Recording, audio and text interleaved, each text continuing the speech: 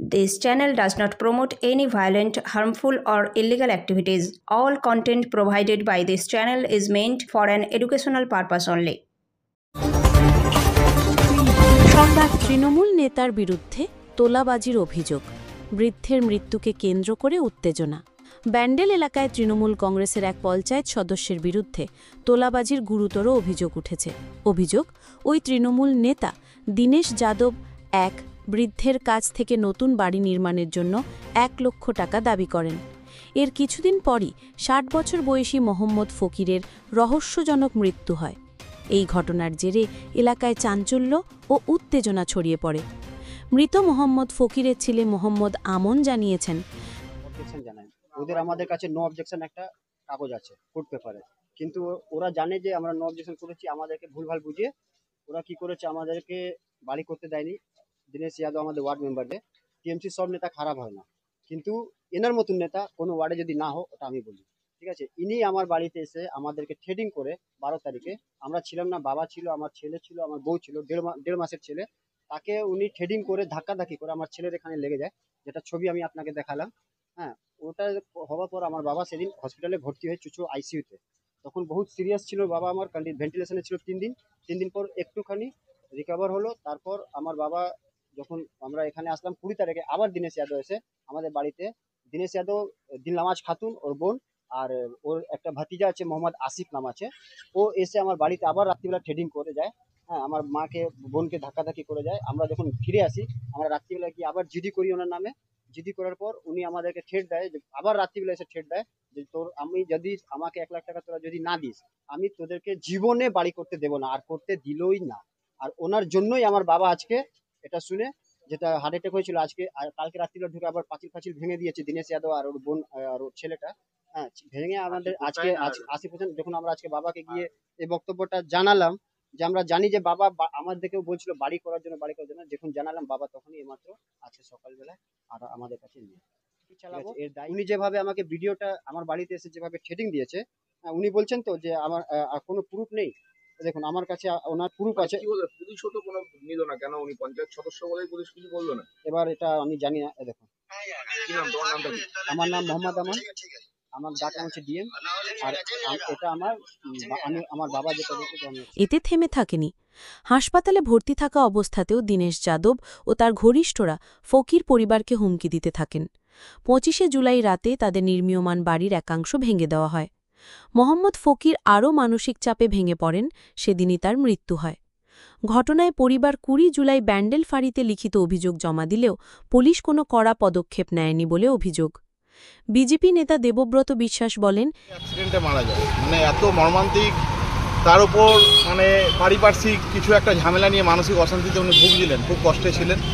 আমি আমার ভাইদের বলেছি সংযত হয়ে ঠান্ডা মাথায় বাবার শেষকৃত্য মাটি দেওয়া, যেটা করার করণীয় করতে, এবং আইন অনুযায়ী পুলিশ প্রশাসনের কাছে যা যা কমপ্লেন আছে অভিযোগ করতে, আইন অনুযায়ী পুলিশ সঠিক যথাযথ তদন্ত করে এবং তার মৃত্যুর প্রকৃত কারণটা কি সেটা পুলিশ, এবং যাতে উপযুক্ত দোষীরা শাস্তি পায় তার জন্য আমরা আবেদন জানাচ্ছি। কি বলবেন, একেবারে এখানকার তৃণমূল সদস্য, এলাকার ওদের বাড়ির লোক অভিযোগ করছে তিনি 1 লক্ষ টাকা চেয়েছিলেন, না দেওয়ার কারণে তার উপর অত্যাচার হয়, বাড়িতে অত্যাচার করে, ভাঙচুর করে, তার ফলেই এই হার্ট অ্যাটাক হয়েছে নাকি?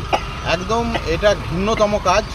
বাবা এমনি মানসিকভাবে খুবই কষ্ট ছিল, একটা ছেলে চলে গেছেন, তার উপর বাড়িটা কষ্ট করে করছিল, এবং সেই সময় এই ধরনের অভিযোগ বাড়ির লোক যদি করে থাকে, আমি পুলিশকে, প্রশাসনকে অনুরোধ করব বাড়ির লোকের অভিযোগের ভিত্তিতে যথাযথ তদন্ত করে এবং দোষীরা যাতে উপযুক্ত শাস্তি পায় তার ব্যবস্থা গ্রহণের জন্য।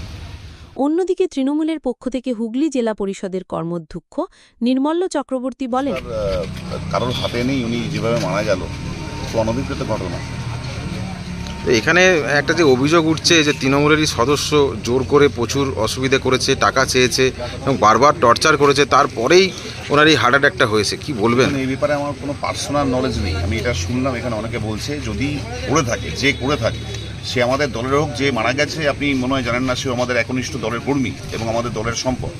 তো সুতরাং যদি কেউ দোষ করে থাকে, আপনারা জানেন law will take its own course, legal action যা হবে সে এবিসিডি এগেনস্টেও যা হবে, যদি কোনো দলের লোক জড়িত থাকে তার এগেনস্ট একই অ্যাকশন হবে। এদিকে অভিযুক্ত দীনেশ যাদব সমস্ত অভিযোগ অস্বীকার করে বলেন, আমি কোনোদিন কারো উপর অত্যাচার করি না, একদম নর্মাল সিধা সাদা ছেলে, এখানে একটা মাইনরিটি ওয়ার্ডে দীনেশ যাদব জিতেছে। বুঝে নিন মানুষের কত ভালোবাসা আছে। মানুষের ভালোবাসাটা দেখুন, আমার বিরুদ্ধে 3টে মাইনরিটি দাঁড়িয়েছিল, জিততে পারলো না। অভিযোগ হচ্ছে 12 তারিখ, এই 12 তারিখ সেটাও কি প্যারামিলিটারি ফোর্স দিয়ে ভোট হয় আমার বুথে, পঞ্চায়েত হোক, লোকসভা হোক, বিধানসভা। মিথ্যা অভিযোগ, কোনোদিন এটা হতে পারে না। আপনি 1 লাখ টাকা চেয়েছিলেন, প্রমাণ করুক। 1 লাখ ছেড়ে দিন, 1 টাকা প্রমাণ করুক, 1 টাকা। ওরা বলছে আপনি বাড়িতে গিয়ে বলেছেন যে পুলিশে তুলিয়ে দেবো তোকে, ও তো নিজের পুলিশের ঠিকাদার আছে, ও বলে আমি পুলিশের ঠিকাদার, আমাকে পুলিশ পারমিশন দিয়েছে বাড়ি করার জন্য। যে পুলিশের ঠিকাদার হতে পারে তাকে পুলিশ দিয়ে আমি তুলাতে পারবো? ওরা নিজেরা বলছে আমরা তো তৃণমূল সমর্থক, তাহলে আপনার বিরুদ্ধে জিন্দেগিতে তৃণমূল সমর্থক না, আমার সঙ্গে খেটেছিল। একটা কথা বলবো, মিথ্যে বলবো না, পঞ্চায়েতে দাঁড়িয়েছি, আমার সঙ্গে খেটেছিল ছেলেটা, আমিও ভালোবাসতাম ওকে, আজকেও আপনাকে বলছি। हमारा आदमी जो बीमार पड़ा है, दिनेशवा, चुनमुनिया, मुन्ना, तीनों मिल गए हार्ट अटैक, घर का चिंता से हार्ट अटैक हुआ है। मेरा मर्द के साथ बहुत अत्याचार हुआ है, पैसा मांगा, घूस नहीं दिए, बोल कर के आईसीयू में भर्ती है, उस पर बीच पे आके दिनों थ्रेडिंग दिया, टुन्नू मियाँ दोनों मिल के, आसिफ तीनों मिल के। पैसा मांगा था, पैसा घूस नहीं दिए बोल के उसको। कितना मांगा था? अब आज नहीं बोले। আপনারা দেখছেন সংবাদ জনবার্তা। চ্যানেলটি লাইক করুন, শেয়ার করুন, সাবস্ক্রাইব করুন আর হ্যাঁ, বেল আইকনটি প্রেস করতে ভুলবেন না।